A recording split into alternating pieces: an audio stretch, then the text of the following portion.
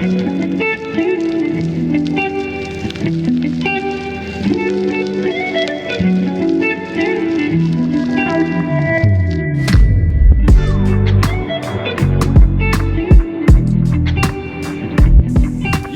what's up, y'all? What is up, everybody? We are back again. We got one for them once again. Yeah, I'm excited about this video because you know how it is. Yeah, we do. What we got for them?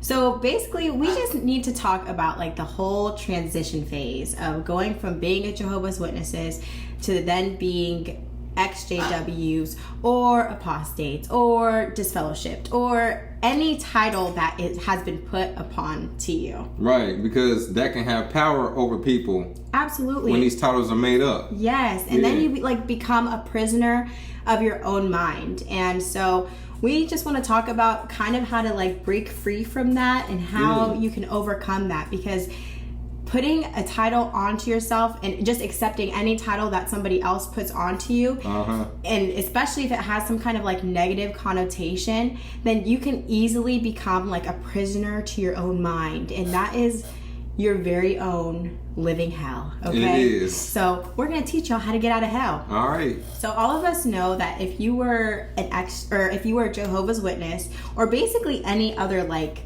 high power controlled religion or group, then it literally becomes your entire life. So while you're in it, that is your life. I remember even your aunt, whenever like she had found out. I was gonna say that. Were you really? Yep. So even his aunt, whenever she had found out about like our YouTube channel and everything, she sent him like a really long message. And she's like one of those witnesses that are like by the books. She is a witness, okay? And what did she say, babe? She said, "You're attacking us. This is my whole identity." Yeah. And it's she said, this is who we are. Like, you're attacking Jehovah's Witnesses and this is who we are. Yeah. And that is absolutely the mindset. It's almost like you don't have any true like diversity or uniqueness. Because you have no character. No, everybody is supposed to fit this cookie cutter style of who you're supposed to be. And I remember even them saying, like, it replays back in my mind, but they would always talk about a pan. And it was like whenever they were talking about hanging out with people that they considered bad association, which was basically anybody who was not a Jehovah's Witness, and even sometimes if they were Jehovah's Witnesses but they had already labeled them like bad association. They said that it was like having a dent in a pan. And they even said that about like, okay, back from like Adam and Eve and their imperfection, that the imperfection is like a dent in the pan. And so everybody after that becomes like an imperfect cake. You know what I mean? And this is what's so crazy. Like, now that I'm out and I have like opened up my mind, I realize that imperfection is such a beautiful thing. Like, it really can be. You know what I mean? And it's so cool for other people to have differences of opinions than you. You know, there's no way to grow if you can't talk to somebody who has a different opinion than you. Exactly. You know what that makes me think of? That makes me think of Missy Elliott in the 90s. If you like a music head, in the 90s you had like Lil' Kim, Foxy Brown. Yeah. And this was the cookie cutter, or the women that had a certain shape or certain look. Yeah. And here comes Missy Elliott, a heavy set woman that wears garbage bags and crazy hairstyles, and but this is what made her unique. This is what made people love her, and that was the beauty of Missy Elliott, because she was different. She wasn't the cookie cutter, and that's what makes people unique. When you think about your friend group or your family members, everybody got family that's just, you might have a crazy family, but that's what you love about your family, because it's like, all right, this person right here, man, they be tripping, or this person right here, they are so loud in public, or you know, but this is what you love, or this person always like to get under your skin. If everybody in the family was exactly the same, or all your friends were the same, it is boring. It's vanilla. It's not. It has no taste, no flavor, no nothing. You know what I mean? So diversity is really like, what do they say? It's like the something of life. I forget the saying. Somebody will know what saying I'm talking about, but it's like the flavor of life, I think it is. Something like that. But anyway, it is so true, and it is absolutely necessary. Like, even me and you, we don't agree on everything. You know what I mean? But we can talk about it. We could go into depths about it. You know? And it's like, that's not the way it's supposed to be whenever you're in a cult, and more than just Jehovah's Witnesses, but like any cult.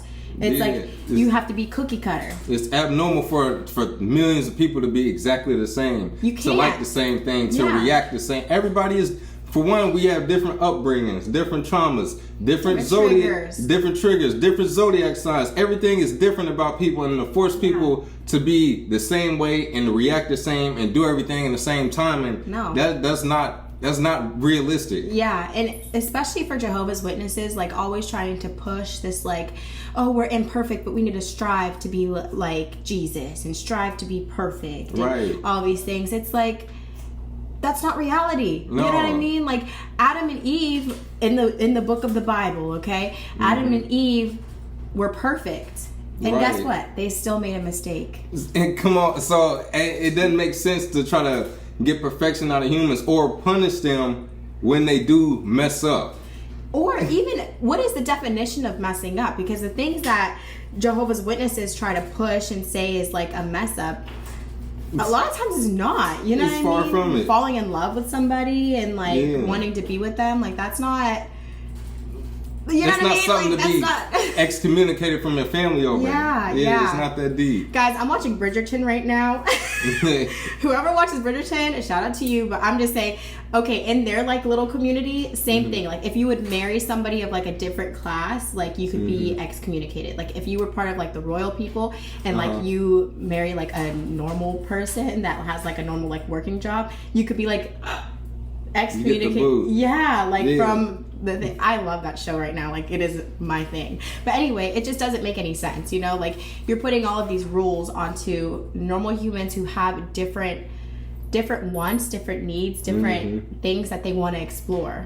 Yep, and the people pushing the rules, these people just as bad. So it makes no sense. Yeah, agreed. All right, so something else that is normalized in cults or in religions is fear. People don't understand how important fear is. Fear literally is how you control people, especially with something that you can't physically see. The perfect example, you can think of Santa Claus. You tell a little kid, if you're being bad, Santa not gonna come see you. All right, they in fear. They've never seen an actual man coming through chimneys with toys and stuff, but they have their imagination. Or the boogeyman. Just think about how terrified a kid is. A kid won't even be able to sleep. A kid will cry. A kid will be traumatized off of this imagination of this boogeyman, and that's the power of religion when it comes to things like this. Fear. Fear is the lowest vibration for humans. Fear, even for example, not to go too far off into that, but you could tell a person that's completely healthy, you have cancer. Yeah. And this person will end up with cancer because in their mind they are manifesting and creating this reality that, okay, I'm about to die. I only have so much to live, you know, on this planet. And that's literally what will drive a person to an early death because of fear. The fear controls the body a lot more, you know, deeper than a person can understand. Yeah, and it really shows the power of the mind. And if you're not into like this kind of speaking, I get it, but like when you look it up, it becomes so true. Whatever it is that your mind is constantly focusing on, like naturally you are going to find situations to gratify what you're thinking about. So if you're constantly in a state of like fight or flight, then that's what's going to attract to you. Like it, and if you're constantly in a state of like poverty or like thinking like so low, then that is naturally what's going to attract to you versus like being in a state of like abundance and focusing on more positive things and everything. Then that is what comes to you, like because it just shows the power of the mind. The mind is so powerful. Just think about it. If you do get sick, you could be like a perfectly healthy body wise adult, but what happens if your mind goes? Right. Your whole body can become a vegetable. You go off the deep end. That's insane. Like your body can either just stop working completely because of your brain. That quick. It's that powerful. Remember, I like how you brought that out because remember the Kanye documentary that was on Netflix? Yeah. And at that moment before he was famous, when he's going to these record labels and saying, you know, I'm gonna be big, I'm good, I'm this and that. It sounds crazy to everybody else, but in his mind, he says, at one point, they're not even gonna call me by my first and last name. They're just gonna call me Kanye. And people look like, who is this dude with the backpack on? But this shows he attracted this into his life because it's I'm great. Yeah. I'm going to be somebody. I'm going to be one of the best producers ever. Yeah. And even like some of the greatest athletes, I'm going to be this. Kobe Bryant, we watched him rise to the top when he was a nobody at one point. Yeah. And this shows the power of the mind. But if you live in fear and you telling yourself, I'll never be this, I'll never be happy. Even like when you get this fellowship and you told, all this bad stuff is going to happen to you. Yeah. You end up attracting bad stuff. Oh, Jehovah's about to be punishing me. Because you're so afraid. Yeah. So you are literally searching for anything bad to happen because you're like, all right, I might be happy, but any moment now, I know something bad going to happen. Yeah. Because whenever I'm happy, something bad happen. You are manifesting something bad to happen sometime or at some point on your journey. And they do the same thing in the opposite direction. Like, okay, when you're a Jehovah's Witness and you're in it, they're constantly telling you, oh, Jehovah's going to provide, Jehovah's going to do this for you, Jehovah's going to do that for you. They're constantly inputting positive thoughts into your head. Okay, so you're outsourcing your positivity. They're telling you that, but at the same time, they're also inputting fear into you, for you to not rely on your own understanding, for you to think lowly of yourself, for you to, just all of these things. So that's what you're inputting. So when you're transitioning out, you're still trying to like outsource your positivity. And when you have nobody around you, there's nowhere to outsource. You know what I mean? So like you have to do it for yourself, and that's the strongest way for you to do it anyway, like in your life, because nobody can take that away from you, you know? So as you're a Jehovah's Witness, that can easily be taken away from you, and now you're just left with all of these negative thoughts of what they told you that you are.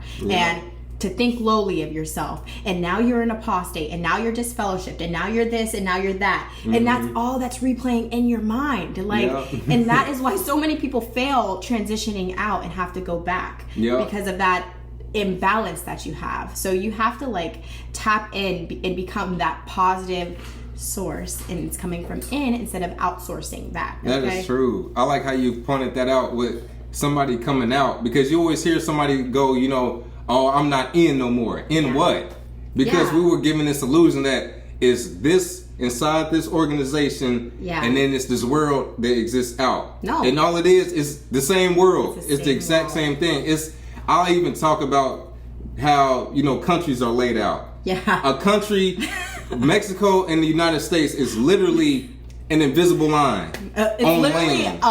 It's literally like a wooden border.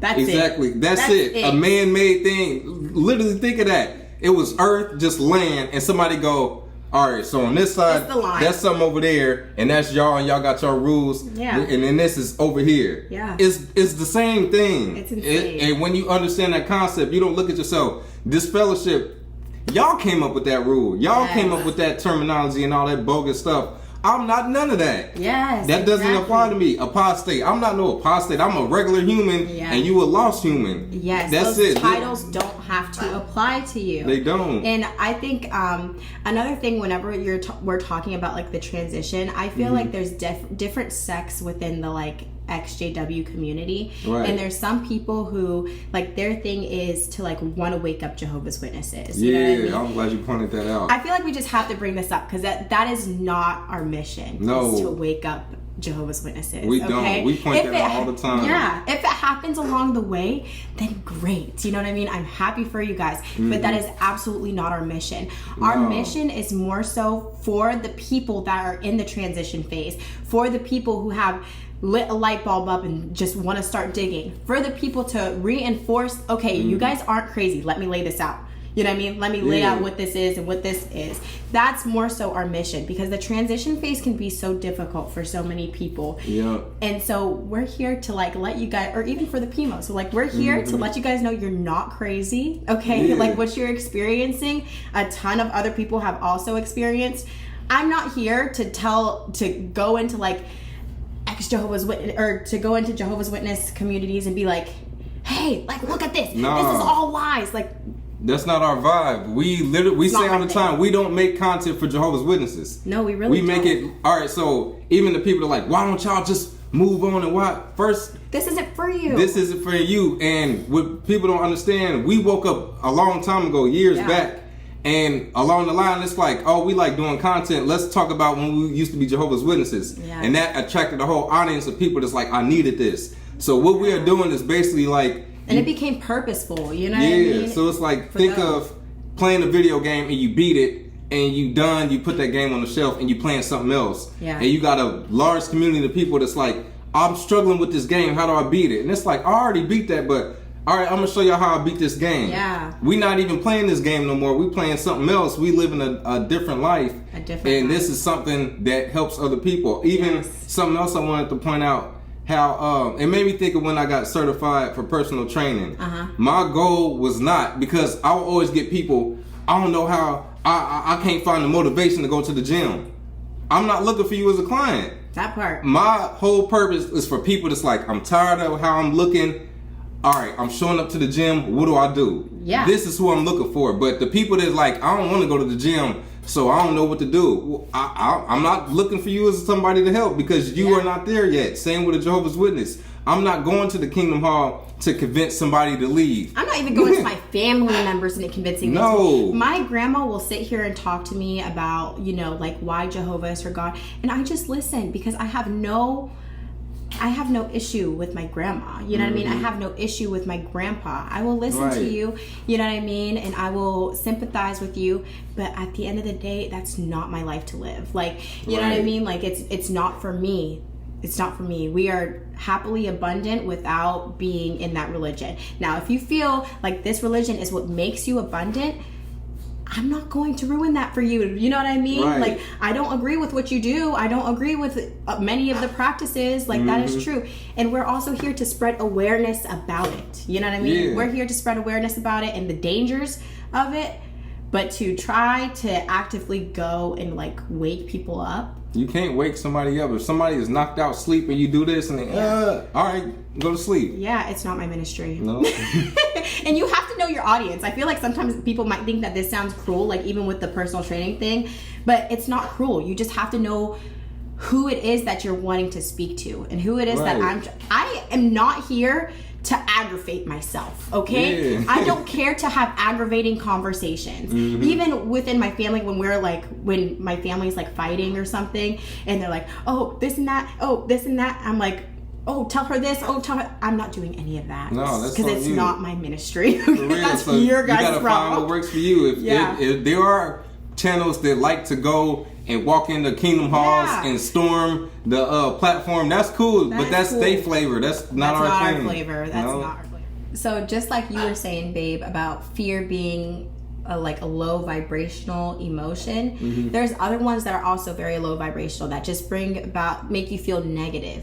So that's fear, anger, guilt, and sadness. And it's so crazy because like when you're leaving and you're in the transition phase, you're experiencing a lot of all of that. You are. You know what I mean? You're angry at different things. You might feel guilty, if you like got disfellowshipped, or guilty for disappointing your parents or this person, that person. And you feel sadness because you're low-key going through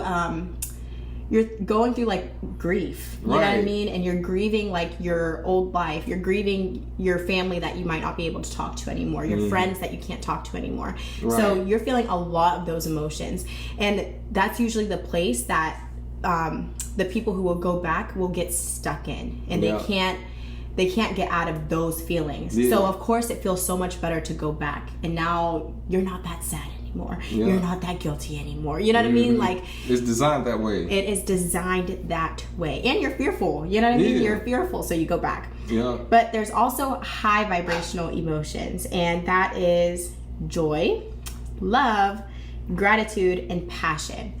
Okay, so that's important. It is very important. Take time, become joyful about different things. You know what I mean? Take more walks in nature. Find something to be happy about. You know, to feel grateful about.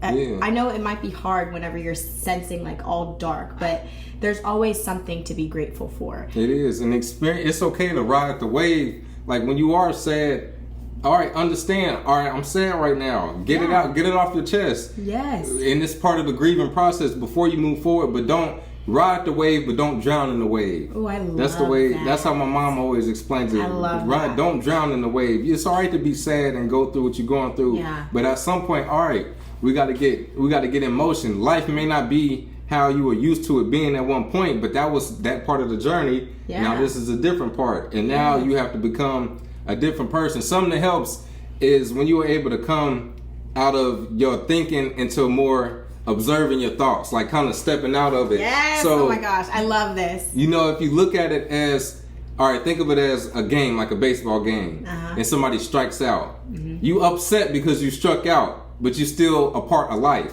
Yeah. Once you leave that parking lot of the game, all that stuff that existed in this game is over with. Yeah. This doesn't apply to your actual life. So just like this organization, when you understand I was a part of a cult and it had all these rules and regulations where this and that happens and you get struck out, that's not real life. This organization, it was a part of our life, but this is not reality. This is made up, man-made rules. And a lot of the people in this game don't realize that this is nothing but a game. Yes. And once you step out, it's like, all right, my family doesn't understand this, but they are stuck inside this game. Yes. And I'm no longer a part of this game. And hopefully they get out. And this is the reality of it. It still may hurt, but this is your journey and this is their journey. Everybody has their own journey. Has their own. I'm not disfellowship. This stuff doesn't really exist in real life. Yeah. Because if you talk to somebody on the street, man, I'm disfellowship. What's that? They don't know. You know what I mean? I'm so happy that you brought that out because a lot of it has to do with like proximity to that environment as well. So if you change your environment, just like it said, how one of the higher vibrational emotions are passion. Yeah. So find passion for something, like maybe an interest that you were never allowed to explore. Guess what? Now you can explore it. You know what I mean? Yeah. You can go and you could meet with different groups who also share those same passions, and now it's giving you a different environment and it puts things into perspective. Like, okay, yeah, this was your whole world, but this person knows nothing about you being an ex-Jehovah's Witness. So like, don't make being an ex-Jehovah's Witness like your entire personality, because it doesn't have to be. You are way more than just an ex-Jehovah's Witness. You're way more than just an apostate. You know what I mean? You're way more than just a disfellowship person. Like you are Katie, or you are Ryan, or you are this person. You are a different person. Okay, so like, make your own titles for yourself. You know? Because that's just one of many titles. Some people I'm a mom, I'm a dad. Yeah. Somebody might not even know you a dad or a mom. They just know you as something else. Or, you know, I was a basketball player. I was an alcoholic. All right, everybody has a title that maybe was something they're not proud of at some point that they try to hold on to forever. It may be somebody that had, you know, an addiction, but they ain't done drugs since the 80s. Yeah, but they still call themselves an addict. You know what I mean? Like, it's things like that. Yeah. That's just one small portion of you. But you are many other great things besides this negative thing. Yeah. Because everybody has something negative. And I want to word this the right way because I don't want somebody in the comments to try to twist my words.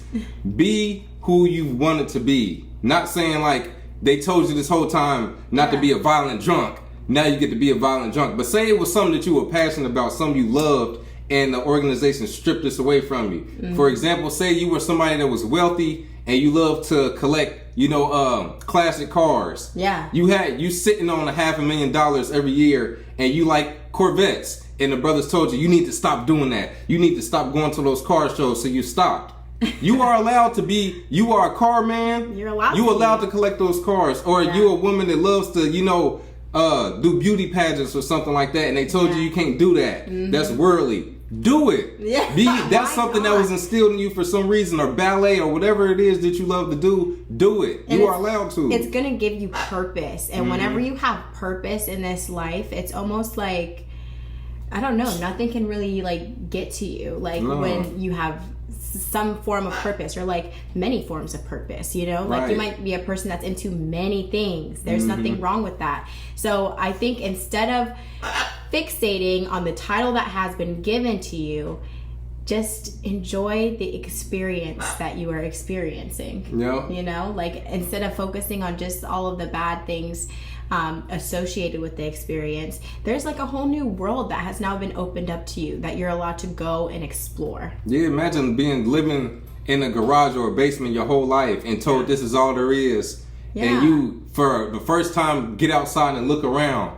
This is pretty much what you're going through at this time. All this stuff exists that you didn't know about. and you are allowed to go explore it. But of course, if you've been told you're not allowed to leave this garage this whole life, you're going to believe that, all right, maybe I'm doing something wrong. Yeah. Maybe I belong in that dark garage. Yeah. And anybody else that's outside the garage look at you like, no, you tripping. And it seems scary. It seems scary because it's like this whole... It reminds me of this movie that I watched, which I don't remember what the name of it was, but like... and it wasn't the gypsy movie. It was another movie, okay? Yeah. The mom, like, forced her daughter... Kept telling her daughter she has, like, a super sickness. Oh, yeah, I can't think of the name. And so she spent her entire life, like, inside, okay? Like, with plastic... Like, a plastic wall up or something. And so... One day, I guess... I don't remember what happened, but she, like, went outside. Yeah. And she was like... Wait a minute, like, I'm not getting sick from, like, being out here, you know what I mean? And that's almost how you feel as, like, a Jehovah's Witness transitioning into not being one anymore, because you go out there and there's scary things, you know what I mean? But you don't have to associate yourself with the scary things. You don't have to be poor. You don't have to put yourself in certain situations, you know what I mean? You can have a very good life, like, and it can be a very... purposeful, meaningful life. Definitely. Yeah. I think we kind of covered pretty much what we wanted to get out there. We'll kind of go through it again, is what it's like leaving, why they try to force you into this mindset of fear, and another note on kind of our purpose on why we make these videos, because this is not to drag people out the Kingdom Hall. No. This is for the people watching this, especially if you watch many videos that we've done and watch it to the end. If you a Jehovah's Witness, I don't understand why you keep coming back to watch it. I mean, I don't mind. You guys can come back. Seriously, you guys can come back. But we're just saying, like, it's not our purpose to be talking to devout Jehovah's Witnesses. Like, we're not here for you guys. Like, we're talking to the 95% of people that tune into our stuff that are like, facts, or I needed to hear that, because we all understand that we were part of something that was a waste of our time. Yeah. And some of us made it to the other side and found peace, and some are still looking for it. So here you go. These are what these videos are for. Yeah, absolutely. And I know it was kind of like we were blabbling like through the video, but it's just like our thoughts. We were like venting about our thoughts on this. Yeah, because it's something that needs to be talked about. It is. It's definitely something that needs to be talked about. That transition phase right there. Oh my gosh, like and it's not even just ex-Jehovah's Witnesses, but we recognize it on people on a much larger scale, like just normal everyday people that they have different traumas and stuff, and you get stuck in that space as a human, and there's ways to get out of it. And there's so many books, so much information that talks about the human mind. The mind is fascinating, at least to me. Very. Learning just how people have patterns and how we have these behaviors, and realizing how much of it is just in here, and how most of the time it's something that already happened, and we hold on to it, and life is trying to scoot us away, but we're like, wait, I want to hold on to this old stuff. I'm not ready to go forward. And the moment you do like this, you realize your direction and focus goes this way. Yeah. And it's like, all right, stuff happened at this point, but it's literally nothing I can do about old stuff. The mind is extremely fascinating, and you see it manifest in like all people, because I hate that I'm like this, kind of, but like I can't help it. After, you notice people. Yes, like after having like attaining the knowledge that we have, it's hard to like have a conversation and not be able to like point out what's making them stuck. You know what I mean? And you want to like tell them like, listen, if you just do this, but people get stuck. Like even with things like anxiety, where anxiety comes from is not living in the present.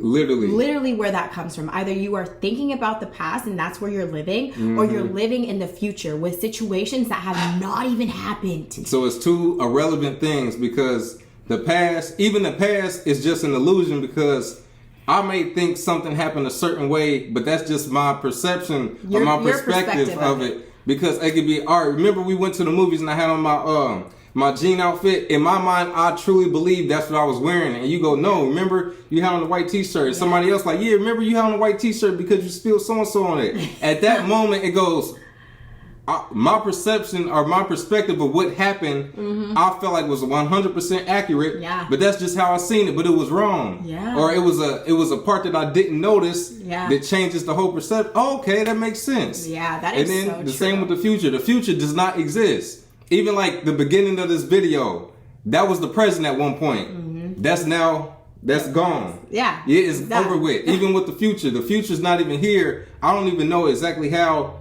tomorrow will be. They might say it's gonna rain tomorrow. Yeah. It might not even rain. You don't know. So there's no need to focus on stuff that hasn't even happened yet. Yeah, it just takes up so much space in your mind for no reason, you know? And I feel like that's why I'm always like, I'm like a modern day like hippie or something, because it just takes up way too much space. If we would just like enjoy the present moment more often, we would be so much more like less stressed or bothered. Plan for the future, but don't freak out about it. That part. Yeah. That part. It's not because saying empty things your don't bank always account. go to plan. Right. Because I am also a over worrier when it comes to things like that. Like I will plan things out like meticulously, and if it doesn't go that way, like I'm angered, like I'm shook, you know. And then eventually it's like I just have to let it go. Like I'm a firm believer of everything that happened was supposed to happen. Even if something didn't go the way you intended for it to go, it wasn't supposed to go that way. Even becoming Jehovah's Witnesses, a lot of people go, man,